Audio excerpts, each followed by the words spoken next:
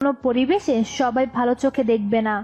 ইচ্ছে বড় হবে, এখন থেকেই ওর ভুলগুলো ধরিয়ে দিতে হবে, আর অবশ্যই সেটা বুদ্ধি খাটিয়ে। মূলত এ কারণেই প্রত্যয় ইচ্ছেকে গল্পের মাধ্যমে বোঝালো। চাঁদ কোলবালিশ জড়িয়ে ধরে বেঘরে ঘুমাচ্ছে, আর প্রিয়ম বেলকনিতে বসে আকাশ দেখছে। এখন চাঁদ আর ওর সম্পর্কটা এক ধাপ এগিয়ে গেছে, যদিও সে ইচ্ছে করেই এগিয়েছে। তবে এটা সত্যি, প্রিয়ম সেদিন চাঁদকে ভালোবেসে কাছে টানেনি, শুধু দায়িত্ব আর মায়ার টানে আপন করেছিল। ওরা এতদিন একসঙ্গে আছে, চাঁদের প্রতি ওর ভালোবাসা না জন্মালেও মায়া সৃষ্টি হয়েছে। এটা প্রেম কখনোই চাঁদকে বুঝতে দেয়নি, কারণ সে তার অনুভূতি কখনই প্রকাশ করতে পারে না। এতদিন প্রিয়ম চাঁদকে শাসন করলেও ঘৃণা করেনি, আর ছন্নছাড়া গতিতে কারো জীবন চলে না। প্রিয়ম এটাও বুঝে সে ভালো থাকলে বাসার সবাই ভালো থাকবে, বিশেষ করে কলেজের টুকরো ভাই প্রত্যয়। ওর সুপ্ত ভালোবাসা আর আবেগ ওর মধ্যেই থাকুক। ওর আপনজনদের জন্য ওকে ভালো থাকতে হবে। এখন হয়তো চাঁদের প্রতি ওর মায়া কাজ করছে, কিন্তু কিছুদিন পর এই মায়া হয়তো ভালোবাসায় পরিণত হবে। পরের দিন নতুন দিনের সূচনা হলো। প্রিয়ম বিকেলের দিকে চাঁদ আর ইচ্ছেকে নিয়ে ঘুরতে বের হয়েছে। চাঁদ এই প্রথম প্রিয়মের সঙ্গে পার্কে এসেছে। পার্কে অনেক বাচ্চারা দৌড়াদৌড়ি করছে, বাচ্চাদের বাবা মাও তাদের সঙ্গে আছে। ইচ্ছে একটা বেলুন নিয়ে একটু দূরে খেলছে। চাঁদ আর প্রিয়ম ঘাসের উপর বসে আছে। চাঁদ বাদাম খাচ্ছে আর চোখে প্রিয়মকে দেখছে। ইচ্ছে একা একা খেলছে আর হাসছে। হঠাৎ একটা বাচ্চা খেলার ছলে পড়ে গিয়ে চিৎকার করে কেঁদে উঠল। সে ব্যথা পেয়ে বাবা বাবা করে কাঁদছে। বাচ্চার বাবা বাচ্চাটাকে কোলে তুলে আদর করতে লাগলেন। ইচ্ছে তখন প্রিয়মের কাছে দৌড়ে আসলো। কিছু একটা ভেবে ইচ্ছে ওর হাতের দিকে তাকিয়ে ধরা গলায় বলল, পিউমা, আমি তোমালে বাবা বলতে রাগ করবা? আমি তোমালে বাবা বলি? প্রিয়ম এ কথা শুনে থমকে গেল। সে ইচ্ছেকে কোলে তুলে পুরো মুখে আদর দিয়ে বলল, না সোনা, একটু রাগ করবো না, তোমার যত খুশি তুমি বাবা ডাকো। ইচ্ছে প্রিয়মের গলা জড়িয়ে ধরে ভুবন ভোলানো হাসি দিয়ে বলল, সত্যি পিউ? সলি সলি, তুমি রাগ করবা না বাবা? প্রিয়ম খুশিতে ছলছল চোখে বলল, হুম, একদম সত্যি সোনা পাখিটা। চাঁদ কিছু বলল না, শুধু চোখের কোণের পানিটুকু মুছে নিল। সে জানে বাবা মা না থাকার কষ্ট। ইচ্ছে এখন ক্ষণে ক্ষণে প্রিয়মকে বাবা ডাকছে। প্রিয়ম বাবা ডাকের অনুভূতির অনুভব করতে পারছে। তারও যেন খুশির অন্ত নেই। সন্ধ্যার পর বাসায় ফিরে সবাই ইচ্ছের ডাক শুনে অবাকের সঙ্গে খুশিও হলো। এই ঘটনার বেশ কিছুদিন পর প্রত্যয় অনেকগুলো পেশেন্ট দেখে জামিলকে জিজ্ঞাসা করলো, আর কতজন আছে? জামিল একবার বাইরে তাকিয়ে বলল, স্যার, দুজন স্পেশাল পেশেন্ট বাকি আছে, এখন কি ওনাদের পাঠাবো? প্রত্যয় মৃদু হেসে ইশারে পাঠাতে বলল। ওর কাছে সব পেশেন্ট সমান। এ বিষয়ে সে যুক্তি তর্ক করতে ইচ্ছুক নয়, আর বুদ্ধিমানরা সহজে তর্কে জড়ায় না। তাদের মধ্যে প্রত্যয় একজন। জামিল বাইরে গিয়ে পেশেন্টদের পাঠালো। ইচ্ছে দরজায় উকি মেরে ভেতরে ঢুকে বলল, ডাকতাম, আমার আপুকে সুচ দাও। প্রত্যয় ইচ্ছেকে দেখে উঠে কোলে তুলে নিল। তুয়া তখন ভেতরে প্রবেশ করে বলল, তোকে দেবে। প্রত্যয় ওদের দেখে হেসে বলল, বাহ, দুই জান্নাত একসঙ্গে, বেশ তো। ওরা প্রত্যয়কে না জানিয়ে হসপিটাল এসেছে। প্রত্যয় আসার সময় বলেছিল সে দুপুরে বাসায় আসবে না, পেশেন্ট দেখে ওটিতে ঢুকবে। এজন্য তুয়া হালকা খাবার নিয়ে এসেছে। ইচ্ছে ওর গলায় থ্যাথোস্কোপ ঝুলিয়ে সবকিছু ঘেটে দেখছে। ওটি থাকলে প্রত্যয় ভারী খাবার এড়িয়ে চলে, এজন্য ওদের নিয়ে হালকা নাস্তা করলো। প্রত্যয় এখন ওটিতে ঢুকবে, তাই জামিলকে বলল ওদের বাসায় পৌঁছে দিতে। তিনজন একসঙ্গে বের হয়ে দেখলো একটা মেয়ে তার বাবাকে জড়িয়ে ধরে কাঁদছে আর বলছে, বাবাই, আমি যাব না বাবাই, আমি খুব ভয় পাচ্ছি, প্লিজ বাবাই। এই মেয়েটার অপারেশন করতে যাচ্ছে প্রত্যয়। মেয়ের হার্টে মেয়েদের সমস্যা দেখা দিয়েছে। ইচ্ছের বাবাই ডাকটা পছন্দ হলো, তাই সে প্রত্যয়ের শার্টের বোতাম খুঁড়তে বলল, তুই বাবা এই মেয়েটা কাঁদতে কেন? বলে কি সুচ দিয়েছে? ইচ্ছের মুখে প্রত্যয় বাবাই ডাক শুনে তুয়া প্রত্যয় দুজনেই অবাক হলো। তুয়া ইচ্ছেকে কোলে নিয়ে বলল, কি বললি আবার বল? ইচ্ছে অপরাধীর মতো মাথা নিচু করে বলল। বাবাই বলেছি, সলি। প্রত্যয় ইচ্ছেকে কোলে নিয়ে আদর দিয়ে আদুরে কণ্ঠে বলল, সরি না সোনা, আমি মোটেও রাগ করিনি। আজ থেকে আমি তোমার বাবা আর তুমি আমার আম্মু, কেমন? তোমার এই ডাকে আমার প্রাণ জুড়িয়ে গেছে, আমি সোনা আম্মুটা। ইচ্ছের পাশে ফিরে দেখলো মেয়েটা সেখানে নেই। ততক্ষণে নার্স তাকে ওটিতে নিয়ে গেছে। ইচ্ছে কিছু বলার আগে ডক্টর ঈশান ইচ্ছেকে দেখে বলল, ওয়াশিক স্যার, বাবুটা কে? খুব কিউট তো। প্রত্যয় মৃদু হেসে অকপটে উত্তর দিল, আমার মেয়ে। রনিতের বস এখনো রনিতকে অপমান করে, কিন্তু রনিত কখনো প্রত্যুত্তর করে না। উনি যা বলে সবটা সে মেনে নেয়।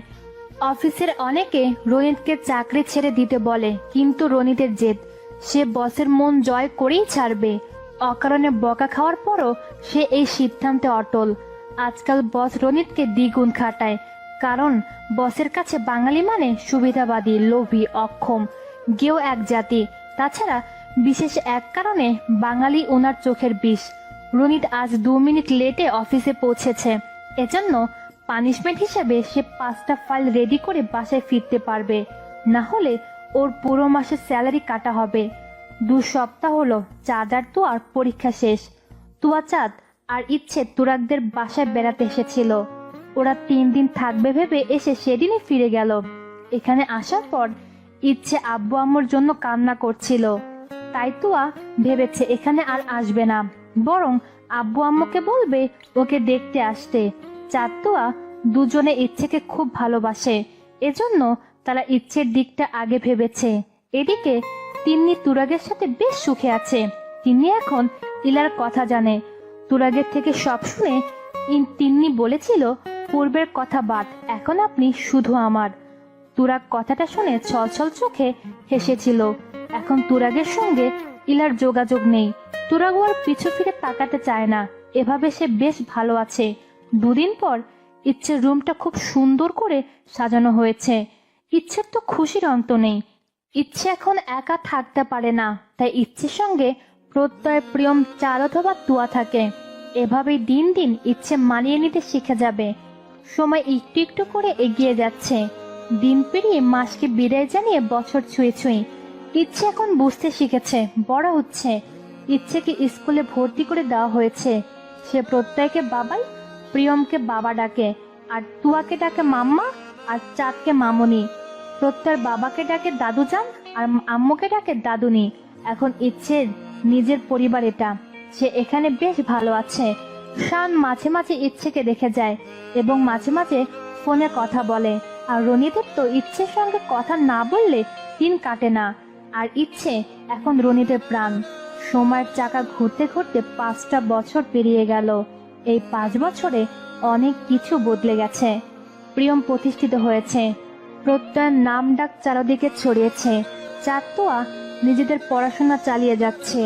এখন চাঁদ প্রিয়মের সম্পর্কটা স্বাভাবিক। তুরাকের একটা ছেলে হয়েছে। ইচ্ছে আর মডেলিং শো করেনি, মূলত প্রত্যয় আর করতে দেয়নি। গত 5 বছরে এতগুলো মানুষের কার্যক্রমেরও পরিবর্তন এসেছে, কিন্তু মানুষগুলো একই রকম আছে। সেই সঙ্গে বেড়েছে একে অপরের প্রতি ভালোবাসা, শ্রদ্ধাবোধ, মায়া এবং স্নেহশীলতা। ইচ্ছে এখন ইংলিশ মিডিয়াম স্কুলে পড়ছে। সে পড়াশোনাতে যেমন মেধাবী তেমন দুষ্ট। ইচ্ছের দুর্বল পয়েন্ট হলো প্রত্যয় আর প্রিয়ম। ওরা ছাড়া ইচ্ছে কারো কথা শুনতে নারাজ। রাতে সবাই একসঙ্গে খেতে বসেছে। প্রত্যয় ইচ্ছে প্লেটে মুরগির রান তুলে দিল। ইচ্ছে শরীর চাকিয়ে হেসে প্রিয়মকে বলল,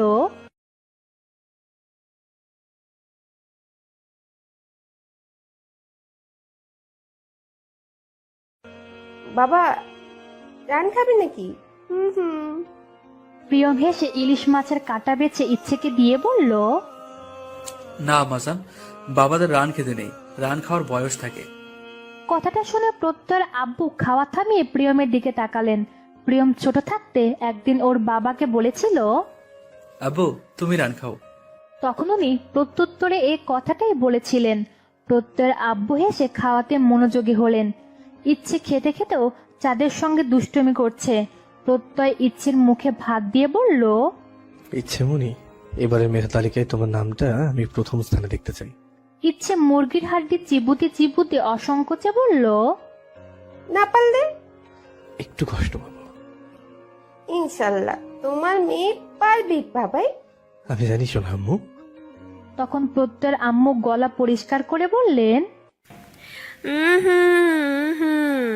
আমাদের বাসায় ছোট্ট মেহমান আসতে চলেছে।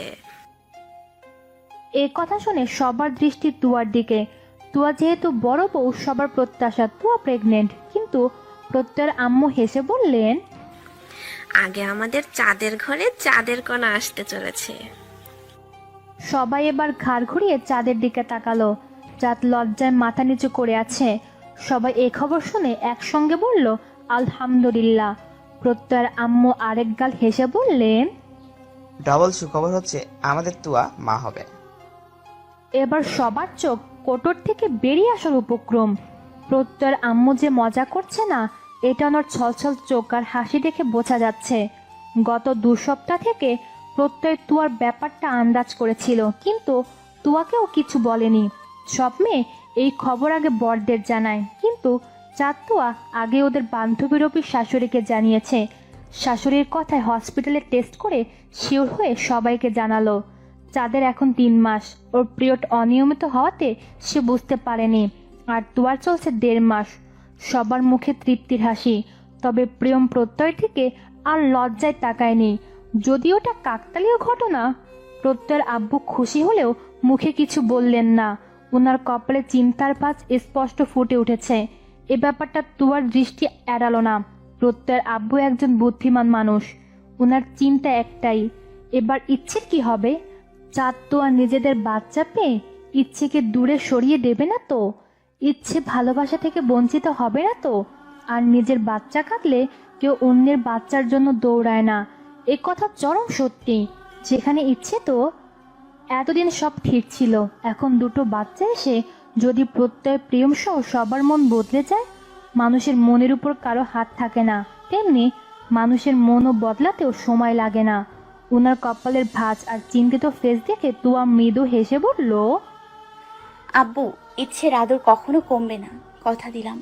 ওনার কপালের ভাঁজ আর চিন্তিত ফেস দেখে তুয়া মৃদু হেসে বলল, আব্বু, ইচ্ছের আদর কখনো কমবে না, কথা দিলাম। এ কথা শুনে প্রত্যয়ের আব্বু সহ সবার মুখে হাসি ফুটল। তারপর সবাই খেয়ে যে যার রুমে চলে গেল।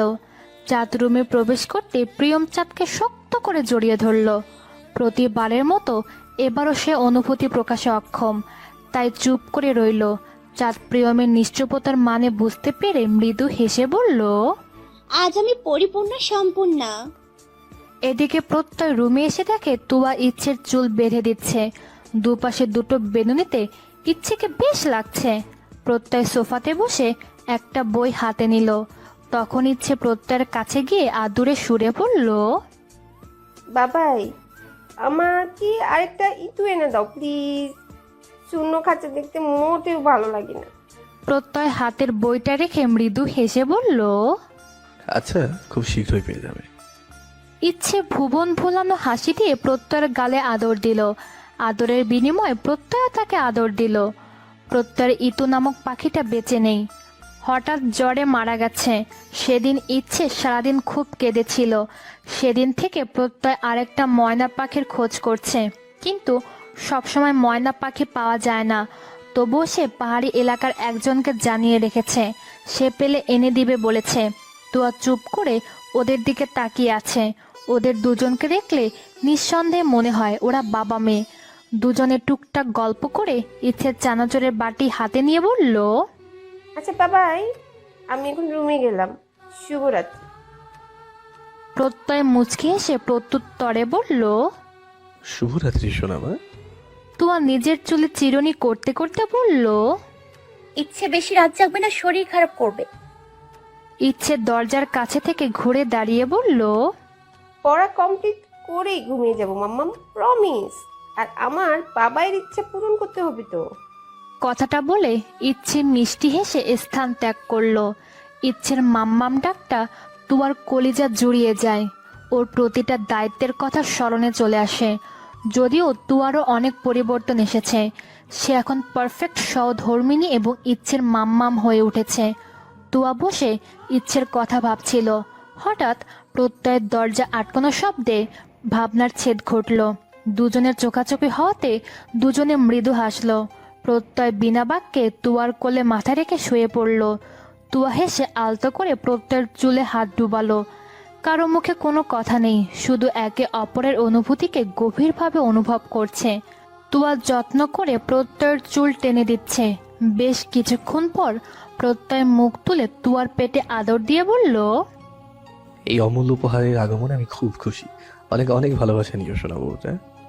তুয়া প্রত্যয়ের কপালে আদর দিয়ে বলল। ধন্যবাদ প্রিয়। তারপর থেকে শুরু হলো চাঁদ তুয়ার প্রতি সবার যত্ন নেওয়া। ছোট্ট ইচ্ছেও এখন পড়ার ফাঁকে ফাঁকে ওদের যত্ন নেয়। বাসার প্রত্যেকটা সদস্য ওদের প্রতি খুব যত্নশীল। প্রত্যয় প্রিয়ম নিজেদের বউয়ের জন্য কখনো একা কিছু আনে না, কিছু আনলে সবার জন্য আনে। আমার বউ একা খাবে এমন মনোভাব ওদের কারোর মনে নেই। চাঁদের খুব একটা বমি হয় না, সে প্রায় সবকিছু খেতে পারে, কিন্তু তুয়া খাবারের গন্ধ সহ্য করতে পারে না। ওর পছন্দের জিনিসগুলো এখন অপছন্দের লিস্টে যুক্ত হয়েছে। তুয়ার আব্বু আম্মু এসে তুয়াকে দেখে গেছে। ওদেরও খুশির অন্ত নেই। ওনারা তুয়াকে সঙ্গে করে নিয়ে যেতে চাচ্ছিলেন, কিন্তু তুয়া রাজি হয়নি। প্রত্যয়ের আব্বু আম্মু চাচ্ছিলেন না তুয়া যাক, কিন্তু ওনারা মুখ ফুটে বলতে পারছিলেন না। তুয়ার না যাওয়াতে প্রত্যয়ের মুখে আগে হাসি ফুটেছে। আর তুয়া মূলত যায়নি চাঁদের জন্য। তুয়া বাপের বাড়ি গেলে চাঁদ মন খারাপ করত। সব মেয়েরা এই সময়টা মায়ের কাছে থাকতে যায়, আর সেখানে চাঁদের তো বাবার বাড়ি নেই।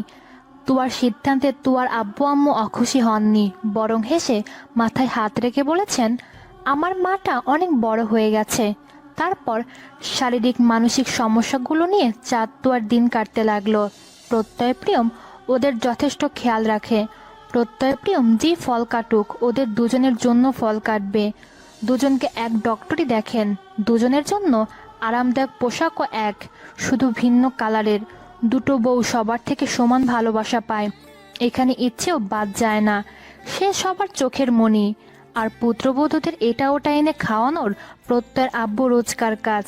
উনি আজ বিকেলে মূলত চাঁদ তোয়ার জন্য বাইরে গিয়েছিলেন। ওরা দুজনে মুখে স্বাদ পাচ্ছে না, বমি করে ওদের রুচির বেহাল অবস্থা।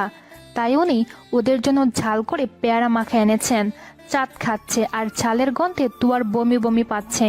না খেলে বাবা কষ্ট পাবে ভেবে সে এক পিস খেলো এবং সাথে সাথে বমিও করে দিল। আর পুরো বমি গিয়ে পড়লো প্রত্যয়ের আব্বুর গায়ে। তুয়া এবার লজ্জায় কেঁদে দিল। প্রত্যয়ের আব্বু হেসে তুয়াকে পানি খাইয়ে মাথায় হাত বুলিয়ে বললেন, ব্যাপার না মা, এটা ধুলেই পরিষ্কার হয়ে যাবে। কিন্তু তুই কাঁদলে আমি খুব কষ্ট পাবো, দাদু হব, আর এসব সহ্য হবে না। কথাটা শুনে চাঁদ তুয়া হাসলো।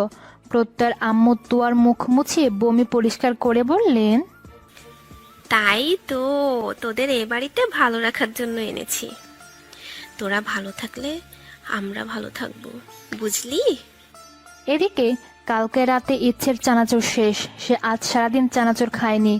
প্রিয়ম চানাচুর এনেছে, কিন্তু তুয়া লুকিয়ে রেখেছে। ইচ্ছে আগে অল্প করে চানাচুর নিত, আর এখন বাটি ভর্তি করে নেয়। এত চানাচুর খাওয়া স্বাস্থ্যের জন্য ক্ষতিকর, তাই তুয়া লুকিয়ে রাখে। এখন ইচ্ছের স্কুল ব্যাগে চানাচুরের প্যাকেট থাকে। ক্লাস চলাকালীন শিক্ষকের আড়ালে চানাচুর খাওয়া ইচ্ছের আরেক অভ্যাস আছে। কোচিং থেকে ফিরে চানাচুর না পেয়ে গাল ফুলিয়ে বসে আছে। প্রত্যয় হসপিটালে, আর প্রিয়ম গেছে ওর প্রোগ্রামে। এখন ওরাও কেউ বাসায় নেই। কেউ ওকে চানাচুর এনে দেবে? ইচ্ছে ছলছল চোখে প্রত্যয়ের আব্বুর দিকে তাকালেন। উনি ইচ্ছেকে রুমে যাওয়ার ইশারা করলেন। ইচ্ছে ওনার ইশারা বুঝে দৌড়ে রুমে চলে গেল। হ্যাঁ, ওর দাদু যার চানাচুর এনেছে। ইচ্ছে মুখে চানাচুর পুড়ে দরজা দিয়ে উকি মেরে বলল, দাদু জান, লাভ ইউ। তোমার চুলগুলো না পাকলে তোমাকেই আমার বিয়ে বানাতাম। এই কথা শুনে সবাই হেসে উঠল। তখন প্রত্যয়ের আম্মু একটু রাগ দেখিয়ে বললেন, ফাজিল মেয়ে, কি বললি তুই? ইচ্ছে মুখ ভেঙচি দিয়ে বাদাম খেতে খেতে বলল, তোমার বইরাকে নিতে আমার বই গেছে। কথাটা বলে ইচ্ছের চানাচুর খেয়ে পড়তে বসলো। এখন ওর পড়ার খুব বেশি চাপ যাচ্ছে, তাই সে অযথা সময় নষ্ট করলো না। তুরাগের ছেলের নাম রেখেছে পরাগ। পরাগ এখন হাঁটতে শিখেছে। বউ বাচ্চা নিয়ে তুরাগ বেশ সুখে আছে। সেদিনের পর ইলার সঙ্গে তুরাগের আর যোগাযোগ হয়নি। গতদিনে ইলার বান্ধবীর সঙ্গে তুরাগের দেখা হয়েছিল। ওর বান্ধবীরা জানিয়েছে ইলা হ্যালো বন্ধুরা, পরবর্তী পার্ট খুব তাড়াতাড়ি আসবে, তো সবাই অপেক্ষায় থাকো। আর চ্যানেলটি যারা এখনো সাবস্ক্রাইব করনি তারা পরবর্তী পার্ট দেখার জন্য চ্যানেলটি সাবস্ক্রাইব করে রেখো। ধন্যবাদ সবাইকে, আমাদের সাথেই থেকো।